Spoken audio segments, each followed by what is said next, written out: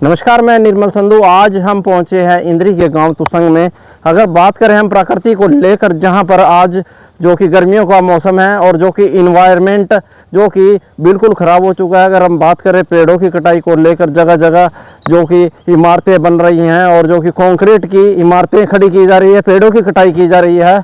और अगर हम दूसरी तरफ बात लेकर चले तो आज हम मौजूद हैं यहाँ पर ग्रीन वाटिका के अंदर, जहाँ पर हमने 2 साल पहले आपको एक वीडियो दिखाई थी, जहाँ पर ग्रीन वाटिका की शुरुआत होती है। और अगर ख़ास बात सबसे ज़्यादा ये है कि इसमें जो कि यहाँ पर फूल पेड़ पौधे लगे हैं, जो कि वे सब जो कि देसी खाद द्वारा यहाँ पर तैयार किए जाते हैं और बिना किसी दवाइयों के। यहाँ पर जो वैरायटी है वो लगभग अगर बात करें तो विदेशों की वैरायटी जो कि यहाँ पर लगी हुई है, फूलों में फलों में। और यहीं पर जो कि बीज तैयार किए जाते हैं, एक्सपेरिमेंट किया जाता है। और आज हम पहुँचे हैं गांव तुसंग के अंदर। अगर हम बात करें तो ये पहले किसान हैं और दूसरे नंबर पर अगर बात करें तो असिस्टेंट टेक्नोलॉजी मैनेजर जो कि एग्रीकल्चर डिपार्टमेंट में सेवाएं दे रहे हैं। तो हम बात कराते हैं आपसे जो कि विनोद जी से। तो नमस्कार सर। जी नमस्कार जी। तो विनोद जी, आज जो कि आपका सफ़र जब शुरू हुआ था 2-3 साल पहले ग्रीन वाटिका को लेकर, तो आपने जो पौध तैयार की थी, आपका सपना शुरुआत हुई थी, तो अब यहाँ पर पहुँचे हैं और इसमें जो कि वैरायटी बढ़ा दी है, जो पेड़ हैं वे बड़े हो चुके हैं, फल देने लगे हैं। तो इसमें आप क्या कहना चाहोगे? सर, ये जो मेरी शुरुआत है ये 2-3 साल से नहीं है, ये बचपन से ही मेरा शौक़ है पेड़ पौधे लगाने का। और बचपन से ही जो है मैं पेड़ पौधे अपने जो यहाँ पे आंगन में लगाता रहा हूँ। और वैसे जहाँ पे भी मेरे को लगता है कि भाई यहाँ पे पेड़ लगना चाहिए तो वहाँ पे मैं पेड़ लगा रहा हूँ। ये 2-3 साल नहीं, ये तो काफ़ी लंबा समय जो है वो हो गया मेरे को। इसमें रुचि है मेरे को पेड़ पौधों में, प्रकृति में। तो धीरे धीरे जैसे मैंने अभी यहीं पे आप देख पा रहे हैं कि यहाँ पे मैंने 2-3 पेड़ से शुरुआत करी थी और आज लगभग यहाँ पे 500 पेड़ जो है, इस थोड़ी सी जगह में जो है वो 500 पेड़ के लगभग लगे हुए हैं। और सबसे बढ़िया बात यह है कि इसमें वैरायटी जो है वो आपको कुछ वैरायटीज़, जैसा कि आपने अभी बताया कि फ़ॉरेन की भी है। जैसे मेरे पास पैशन फ्रूट है, वो बाहर का फ्रूट है और यहाँ पे जो है वो हो रहा है अभी। हर्मन 99 एप्पल है, आप देख सकते हो। गोल्डन एप्पल है। तो एप्पल की भी, मतलब ये कह लो कि फ्रूट की काफ़ी सारी वैरायटीज़ जो है हमारे यहाँ पे देखने को मिल जाएंगी आपको। ड्रैगन फ्रूट भी है। तो मेरा मेन फोकस है यहाँ पर कि प्रकृति, क्योंकि आजकल देखो पेड़ की जो है ना, पेड़ों की बड़ी कटाई हो रही है। मतलब जैसे कोई पेड़ काटता है तो उसकी जगह पे कोई पेड़ लगाता नहीं है। तो अभी हम जो है एक मुहिम भी चलाना सोच रहे हैं अभी कुछ दिन में। जैसे अभी बरसातें शुरू हो जाएंगी तो हमारी मुहिम का नाम रहेगा आओ चले प्रकृति की ओर। तो इसमें हम जैसे गांव में जा कर के या फिर स्कूल में जा कर के बच्चों के माध्यम से उनको जो है जागरूक करेंगे कि पेड़ लगाएं, और ख़ुद भी जो है उनके साथ जा कर के पेड़ लगाएंगे। तो हमारा जो यहाँ पे मेन फोकस मेरा है कि यहाँ पे एक नई नई वैरायटियों की रिसर्च करने का भी है कि फ्रूट में, ताकि जो हमारे किसान भाई हैं कोई भी अगर फ्रूट लगाना चाहे तो उनको, क्योंकि कुछ किसान, जैसे मैं संपर्क में आता हूँ किसानों के, तो कुछ किसानों की ये कंप्लेंट आती है कि हमारे को बढ़िया वैरायटी नहीं मिली फ्रूट में। तो वो क्या करते हैं, जैसे 3-4 साल किसी भी प्लांट को जो है वो तैयार करने में एक किसान का लग जाता है। तो अगर वैरायटी उसको सही नहीं मिली तो उसके बाद उसको काटना पड़ जाता है। तो ऐसे कुछ किसान बड़े परेशान हुए मेरे को मिले। तो इसलिए कि ताकि अब मैं यहाँ पे क्या है, एक बार वैरायटी का मैं यहाँ पे देखता हूँ कि ये वैरायटी चलेगी या ना चलेगी, किस वैरायटी में क्या कमी है और क्या उसमें गुण है। तो उसी हिसाब से जो फार्मर सलाह लेते हैं, पूछते हैं, प्लांट लगाते हैं, उनको सलाह देते हैं कि भी आप हमारे एरिया के अकॉर्डिंग जो है ये वैरायटी लगाएं और ये भरपूर आपको पैदावार देगी। तो यहाँ पर हर एक जो प्लास्टिक की चीज़ें हैं, यानी अगर हम कबाड़ में बोल दें टायर, पाइप, जैसे ड्रम जैसी बहुत सी चीज़ें हैं, बोतलें हैं छोटी छोटी, वो भी यहाँ पर पेड़ लगाने के लिए या डिजाइनिंग के लिए यहाँ पर यूज़ की गई हैं। और जैसे कि किसान हैं, मतलब जैसे कि अब धान का सीज़न आने वाला है और कुछ किसानों ने मतलब जो गेहूँ कटते ही साथ ही साथ खेत में कुछ ना कुछ बो देते हैं, टाइम नहीं लगने देते। यानी धान का जो समय है अब जो कि जून में आने शुरू होने वाला है, तो उन किसानों को क्या कहना चाहोगे?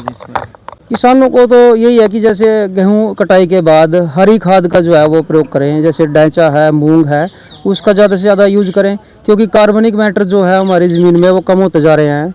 अब जैसे गेहूं की कटाई के बाद अगर वो तुरंत जैसे धान की बिजाई कर देते हैं तो उसमें जो है पहले तो न्यूट्रिशन जो उसने गेहूं ने लिए हैं, उसके बाद तुरंत अगर उसमें जीरी लगा दी, बीच में क्रॉप रोटेशन या फिर हरी खाद नहीं दी, तो उसमें अगली फसल की जो लागत है वो बढ़ जाती है और क्वालिटी में भी मतलब काफ़ी कमी आती है।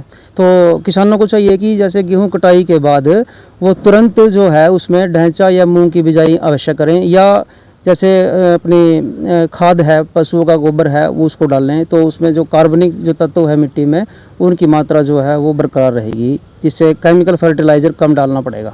तो जैसे कि खेतों में प्रॉपर दवाइयों का यूज़ हो रहा है या यूरिया डाला जा रहा है, तो इसमें जो खेतों में क्या क्या जो कि पोषक तत्व है वे नष्ट होते हैं? देखिए, जो केमिकल फर्टिलाइज़र है वो एक तरह का इंजेक्शन हम उसको बोल सकते हैं। जैसे किसी भी बीमारी में डॉक्टर कोई एकदम से इंजेक्शन देता है उसको एकदम से कवर करने के लिए, ये भी एक तरह का जो केमिकल फर्टिलाइज़र है वो इंजेक्शन ही है। ये कुछ देर के लिए तो काम करेगा, लेकिन इसके साथ साथ जो मिट्टी के अंदर हमारे लाभदायक जीवाणु हैं उन पे भी असर डालता है, और एक बार तो ये फसल को हरी भरी कर देगा, लेकिन उसकी क्वालिटी में और मिट्टी की क्वालिटी में काफ़ी गिरावट आती है। तो यहाँ पर मुख्य तौर से क्या क्या जो फ्रूट है जो कि लगभग जो कि लोकल अपने इंद्री के लोकल एरिया में नहीं मिलता और जो यहाँ लगा हुआ है, वो कौन कौन से फ्रूट है यहाँ पर? यहाँ पर जो है अभी वैसे तो बाहर के जो फ्रूट्स हैं उनका ट्रायल चल रहा है अभी, लेकिन एक तो कामयाब हो चुका है हमारे यहाँ पे। पैशन फ्रूट एक फ्रूट है, इसको कृष्ण फल भी बोलते हैं, तो ये कामयाब है बिल्कुल। इसको कोई भी किसान अपने लिए अगर एक दो पेड़ लगाना चाहे तो लगा सकता है। इसके अंदर जो है ये एक सिट्रस फ्रूट है, इसमें विटामिन सी भरपूर मात्रा में पाया जाता है, और अगर इसके जूस का सेवन करें तो इसमें इम्यूनिटी पावर जो है शरीर की वो ये काफ़ी बढ़ाता है। तो उसके अलावा जैसे और एक प्लांट आप देख पा रहे हैं, परसिमन प्लांट है। परसिमन प्लांट का भी अभी ट्रायल चला हुआ है। ड्रैगन फ्रूट है, ये तो कामयाब है ड्रैगन फ्रूट। तो एक प्लांट खुबानी है, खुबानी के ऊपर भी ट्रायल चला हुआ है। बाकी कुछ प्लांट और हैं जो अभी मैं सोच रहा हूँ लगाने के लिए, वो ट्रायल बेस पे।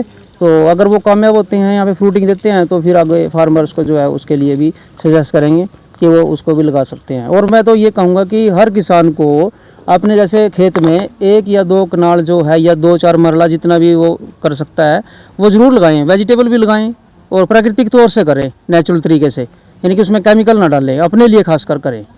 जैसे गेहूं भी करें, जीरी भी करें, वेजिटेबल भी करें, फ्रूट भी करें अपने परिवार के लिए। तो अपने से शुरुआत करें, बाकी फिर आगे बढ़ता अगर क्यों वैसे भी क्रेज़ अच्छा है। अगर कोई भी किसान नेचुरल फार्मिंग कर रहा है तो उसकी फसल के दाम उसको कई गुना मिलते हैं। जैसे कि हमारे इंद्री एरिया में या लगभग सभी जगह है अब तो अननेचुरल फार्मिंग हो रही है, और इससे मान लो जो पशुओं में है उसमें भी पशुओं की सेहत के लिए क्या खिलवाड़ नहीं है इसमें कुछ? नहीं सर, जो नेचुरल फार्मिंग है वो इसके नाम से ही आप जान सकते हैं कि नेचुरल यानी कि प्राकृतिक तौर से, और प्राकृतिक तौर का मतलब है कि प्रकृति के अकॉर्डिंग चलना। मैं अननेचुरल की बात कर रहा, जो दवाइयों के तरीके से की जाती है खेती। जो अननेचुरल है, जो केमिकल फर्टिलाइजर वाली खेती है, उसमें ज़मीन को भी और हमारे शरीर को भी और मिट्टी को भी और पर्यावरण को भी सभी को हानि पहुंचती है। जिसमें लोग कहते हैं कि हम अब घर का दूध पी रहे हैं, पशुओं का दूध पी रहे हैं, और खेतों में उन्होंने बरसीम में दवाई डाल रखी है, घास में दवाई डाल रखी है। देखिए सर, जो पशु को हम खिलाएंगे, जो उस पर डालेंगे, वो उसके दूध में वो ही जो एक प्रकार का रिएक्शन करके या एक प्रकार का जो केमिकल उसमें बन के वो दूध में भी वही आता है। अगर हम पशुओं को जहर खिलाएंगे या केमिकल वाला जो चारा है वो खिलाएंगे तो कहीं ना कहीं किसी न किसी तौर पर हमारे शरीर में भी आ रहा है। तो जो ये ग्रीन वाटिका का सफ़र है, तो आगे कहाँ तक इस मुहिम को पहुँचाना चाहोगे? जिस तरीके से आप एक्सपेरिमेंट कर रहे हो यहाँ पर फूलों के ऊपर, फलों के ऊपर, और जो छायादार पेड़ हैं और जो कि फसलें देने वाले हैं, जो कि इनके ऊपर जो एक्सपेरिमेंट चल रहे हैं, कहाँ तक इसका सफ़र ले जाना चाहते हो? क्या लोगों को मुहिम देना चाहते हो? ग्रीन वाटिका का जो मुख्य उद्देश्य है सर, ये इसका कोई कमर्शियल का मेरा कोई पर्पज़ नहीं है, ये मेरा एक शौक़ है, इसको मैं पूरा कर रहा हूँ। और जैसे मेरे पास यहाँ पे जगह थी, इसमें मैंने पेड़ पौधे लगा रखे हैं, और इससे यह है कि जो दूसरे किसान है या जो कुछ मेरे पास शहर से भी आते हैं, तो वो एक प्रकार से ना जागरूक हो रहे हैं। वो यहाँ पे आते हैं, देखते हैं, उसके बाद वो उनका मन करता है कि भी हम भी इस प्रकार से अपने घर आंगन में पौधे लगाएं। तो यहाँ जाने के बाद उनका वो लगाते हैं। काफ़ी ऐसे हैं मेरे पास आए, दूर दूर से आते हैं, और वो यहाँ से जा कर के अपने घर आंगन में पेड़ पौधे लगाते हैं, और नेचुरल तरीके से जो है वो वेजिटेबल भी कर रहे हैं। वो अभी मेरे संपर्क में भी हैं। तो इसमें जो आप फूलों के है या फलों के पेड़ हैं तो क्या निःशुल्क मुहैया करवाए जाएंगे?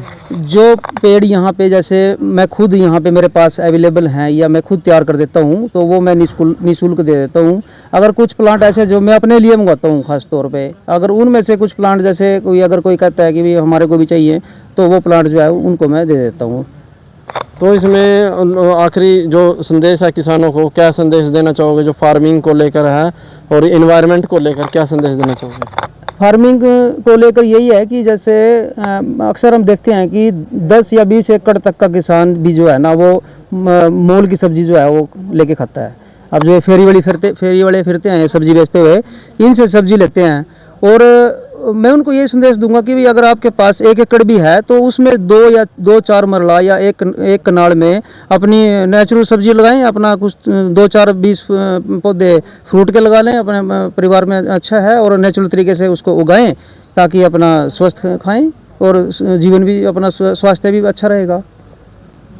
तो ये थे हमारे साथ आज जो कि हम इंद्री के गांव तुसंग में मौजूद थे। ग्रीन वाटिका का जो कि सफ़र जो शुरुआत थी और अब तक और आगे तक जो मुहिम लाई जाएगी यहाँ तक, जो कि विनोद काम्बोज जी ने बताया, जो कि एक एक्सपर्ट किसान हैं और जो कि इसमें कृषि विभाग में भी अपनी जो कि असिस्टेंट टेक्नोलॉजी मैनेजर के रूप में सेवाएं दे रहे हैं। और इन्होंने जो कि बताया कि किसान जो है नेचुरल तरीके से खेती करेंगे तो ही बचेंगे, नहीं तो जो कि फर्टिलाइज़र और दवाइयाँ हैं ये लोगों की सेहत के लिए जो कि हानिकारक हैं।